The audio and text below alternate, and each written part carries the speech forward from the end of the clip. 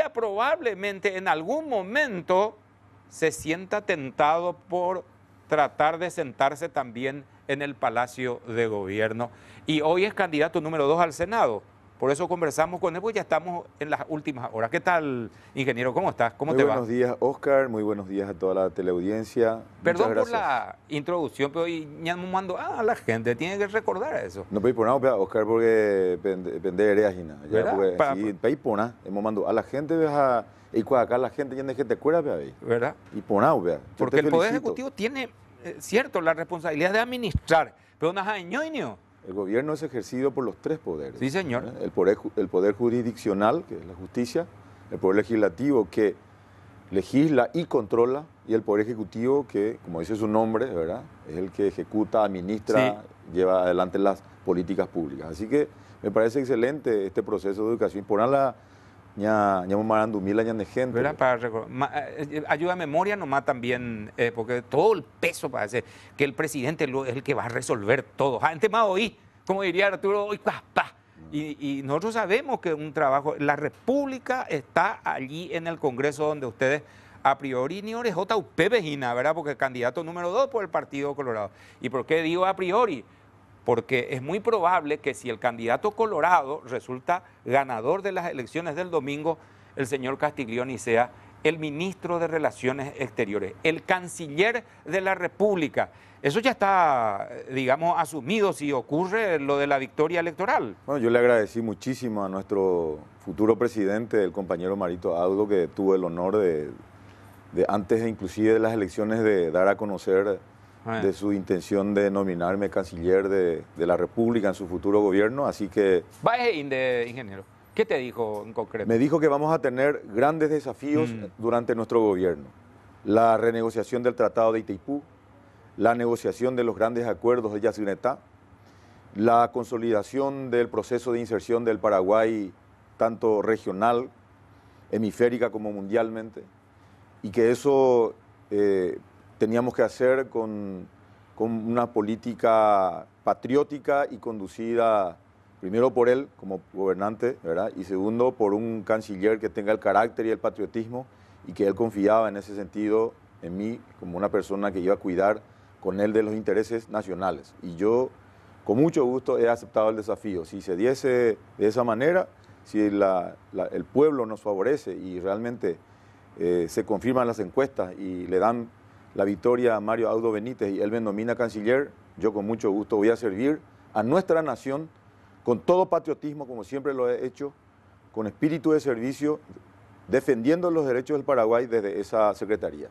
Una pregunta clave que le voy a hacer al probable canciller de la República, acaso, repito, se dé la victoria del candidato del Partido Colorado, es lo que tiene que ver, y creo que todos los ciudadanos estamos pendientes, va el ayayapota de Mercosur. Hoy, cobio de Andoicoy, ¿de qué nos sirvió realmente el Mercosur? Ya sabemos, el criterio unánime es que no puedes salir, tendrás que estar, ¿verdad? Porque la tendencia mundial es actuar en bloque. Pero, ¿qué idea tenés, ingeniero, del Mercosur? En del área ya un análisis a priori de lo que es Mercosur hoy. ¿Y qué acciones tomaría? Desde el partido, ¿ya hay un proyecto en el partido sobre el tema Mercosur? El Mercosur nació como un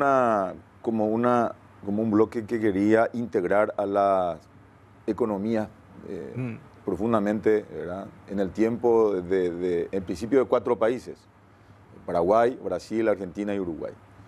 También como respuesta en ese entonces, a la naciente y creciente globalización, que, como acabas de decir, exigía la constitución y la actuación en bloques económicos. La Unión Europea, los bloques asiáticos, etcétera, etcétera. Entonces se constituye NAFTA, o sea, las economías de Canadá, Estados Unidos y México en el norte. Nace Mercosur entonces para también, en un proceso de integración aduanera, comercial y luego económica o macroeconómica, poder enfrentar esa nueva realidad. Creo que el Mercosur se ha consolidado muy lentamente, ha tenido muchos problemas. Las grandes quejas han sido las trabas pararancelarias que siempre han subsistido. Es decir, más allá de lo acordado, los aranceles, ¿verdad? Que son los impuestos que los países tienen a los productos importados, etcétera, etcétera, ¿verdad? Las trabas que se ponían por el costado, que se creaban artificialmente. Eso ha crispado mucho el relacionamiento entre los distintos países, Claro. pero cada vez más se ha superado, Oscar, y en los últimos años yo te diría que se ha relanzado de hecho el Mercosur, y más aún hay algo que tiene que ponernos orgullosos, y hay que reconocerlo. Hace un par de años, por iniciativa, voy a comentar dos hechos, ¿verdad?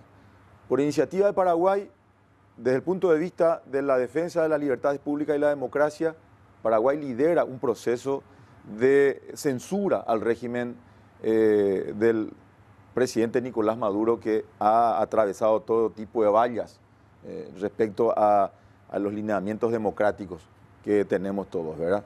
Exigiendo una sanción por el sufrimiento tremendo que está teniendo el pueblo venezolano, ¿verdad? Y porque se han apartado totalmente de las normas establecidas por los países, como las normas que encuadran la conducta de los países democráticamente. Un tema, Paraguay lo lideró, no siguió a Brasil y a Argentina, Paraguay lo lideró. El segundo punto, también importante, Paraguay desde la Cancillería relanza el proceso de negociación entre la Unión Europea, el bloque por excelencia, modelo de integración en el mundo, la Unión Europea y el Mercosur. De hecho, hace un par de semanas veíamos aquí la reunión de los cancilleres y de los representantes de la Unión Europea y el Mercosur, tratando de llegar a grandes acuerdos que definitivamente luego van a favorecer a los distintos países que integran estos bloques y por supuesto a la gente que estamos aquí trabajando. Entonces yo creo que hay un relanzamiento y que tiene que consolidarse, sin dejar de mencionar, y esto es muy importante, la importancia, por ejemplo, mucha gente se olvida que los fondos estructurales del Mercosur, FOSEM.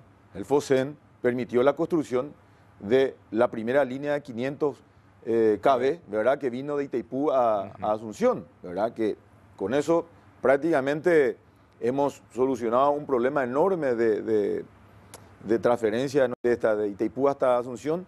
Todo eso es producto de este proceso de integración, más allá de que también tenemos, con fondos del FOSEM, construyéndose parte de la avenida, de la gran autopista circunvalación de Asunción, ¿verdad? Que en este momento se conoce como Acceso Norte. Todo ello es proceso de nuestra integración al Mercosur. Yo creo que Paraguay debe apostar al proceso de integración, consolidarlo, ir defendiendo los derechos del Paraguay para eliminar las trabas arancelarias para que nuestros productos ingresen sin dificultades, para que las bananas que se producen en Tembiaporá puedan entrar sin problemas a la Argentina, ¿verdad?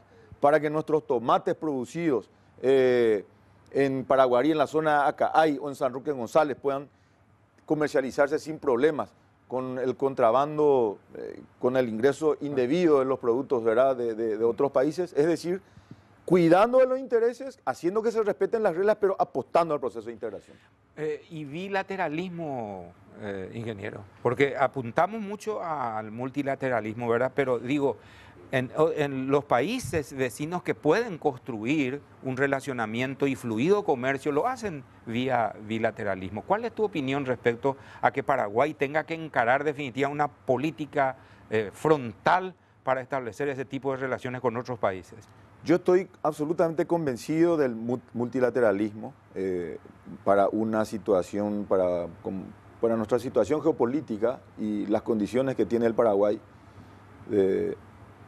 Creo que el multilateralismo es una vía muy válida, pero con determinados países se profundiza esa relación a través de una política bilateral bien concreta. Voy a mencionar ejemplos concretos. Brasil, Argentina, Chile, por mencionar algunos. Voy a mencionar otros que están fuera de aquí. Bolivia. Fuera de aquí. Voy a mencionar Rusia. Estados Unidos. Yo hace un par de semanas, 3 semanas, tuve una invitación oficial como observador internacional de las elecciones en Rusia, en la que fue reelecto el presidente Vladimir Putin. Y tuve una reunión privada con el canciller de Rusia, el señor Sergei Lavrov.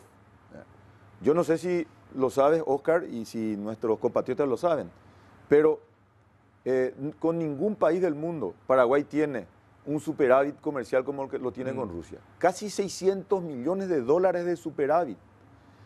En un proceso de evolución de nuestras relaciones bilaterales espectaculares. Le estamos vendiendo hasta leche en polvo a Rusia.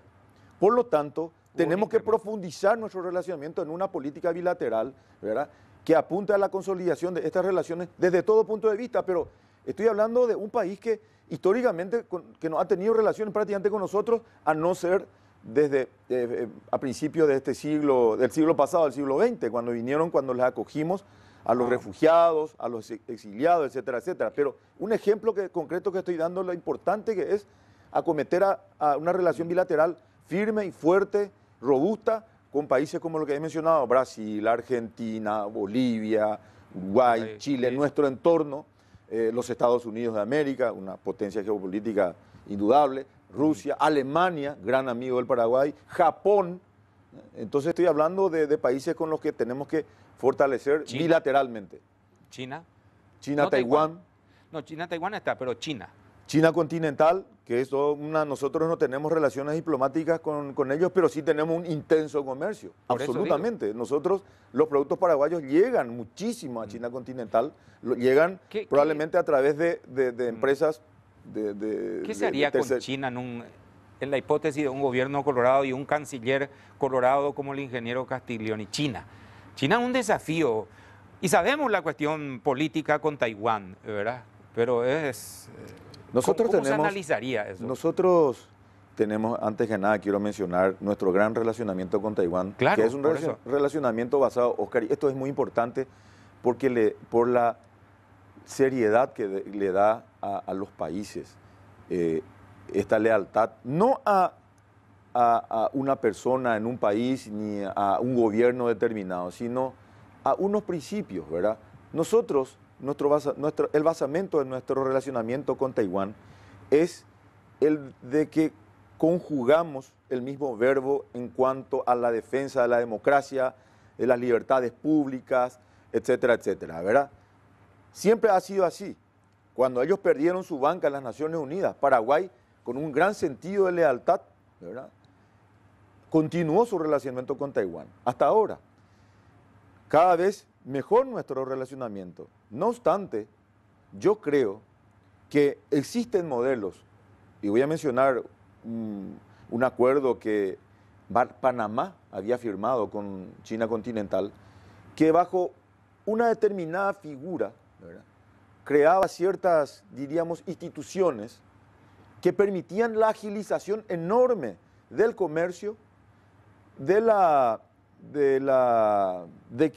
un poco de la transferencia de capitales, de la circulación de capitales y de la circulación de personas. Es decir, encontrar un mecanismo que permita una agilización en nuestro comercio, en la circulación de capitales y circulación de personas. Yo creo que ese tendría que ser nuestro objetivo en este relacionamiento con una potencia indudablemente muy importante a nivel mundial. Porque el peso es grande. Estuvimos viendo el nivel de importación de Paraguay de China y del otro lado, en la balanza, mayormente no podemos ubicar mercaderías o producción nuestra. Yo creo que se produce, yo creo que se ubica, solamente que en estos momentos los que representan esos productos son otros países, otras empresas de otros países. Es como, sin mencionar, no voy a mencionar el nombre de los países porque de repente puedo herir susceptibilidad. Pero vos sabías algo, una tercerización, que la carne paraguaya, para nosotros la mejor carne del mundo, la carne paraguaya llega a muchos mercados con una etiqueta que dice hecho en, pero no en Paraguay, en otro país. ¿Sabías? Sí, sabía. Yo te comento esto oficialmente. Sí. Bueno. O sea, no, es reexportada. Sí, pero tendríamos que regularizar pues eso, claro, con ese espacio que dijiste. Con esa institución que podemos nosotros crear. Yo creo sin crear conflicto diplomático con Taiwán, claro, y poder comercializar libremente. Por eso hablo de esta experiencia de Panamá, que fue muy beneficiosa. Bueno, faltan pocas horas. ¿Qué apelación harías a la gente en cuanto a lo del candidato? Bueno, corren aparte, un presidente aquí, un presidente allá, pero en las listas para el Congreso de la República, ¿por qué tendrían que optar por la lista de ustedes, ingeniero? que piensen y que apuesten a las personas creíbles que tienen nuestra lista del Partido Colorado. Muchas veces se quiere pensar solamente en las personas que tienen problemas, en las personas que han creado problemas, las personas con dificultades con la justicia, pero piensen en las personas que han cuidado su conducta, que han tenido posiciones firmes en la defensa de las libertades públicas y la democracia, que se han plantado para defender la Constitución Nacional y las leyes, siempre. Piensen en esas personas vamos a estar nuevamente y vamos a tener esta misma conducta. Vamos a volver a replicar en cada oportunidad que sea necesaria nuestra conducta de defensa de las leyes, la Constitución, ¿verdad?, el orden y este sistema de vida que hemos elegido todos los paraguayos hace casi 30 años, la democracia. Entonces, apuesten a la gente buena y nosotros nos vamos a ocupar de la gente que no es buena. Nosotros los que estamos ahí adentro, nosotros tenemos autoridad moral para hacerlo. Marito necesita de una Cámara de Diputados y de una Cámara de Senadores en donde el Partido Colorado tenga una mayoría. Lo necesita porque tiene muchos planes y muchas decisiones importantes que tomar, pero esas decisiones tienen que ser sustentadas desde el Congreso. Acabas de decirlo, el poder público es ejercido por los tres poderes del Estado. En el Paraguay, desde 1989, ha decidido descansar mucho más, distribuir mucho más estos poderes y no descansar sobre uno solo para cuidarse del autoritarismo. Y creo que lo hemos hecho muy bien. Yo fui constituyente. Creo que en esta oportunidad, con nuestra Constitución, el poder legislativo, que es fundamental, necesita de estabilidad, de gobernabilidad, para que a su vez el poder, el Senado en este caso, pueda darle al Ejecutivo la estabilidad y gobernabilidad que requiere para desarrollar las políticas públicas que tiene Marito para todos los paraguayos. Gracias, ingeniero, por estar y aceptar la invitación para el día de hoy, ¿sí? Finalmente, muchísimas gracias, Oscar. Vayamos a votar en paz, vayamos a votar con mucha fe en el futuro, pero vayamos a votar. El futuro lo tenemos que decidir entre todos los paraguayos. Gracias, ingeniero. Gracias a ustedes.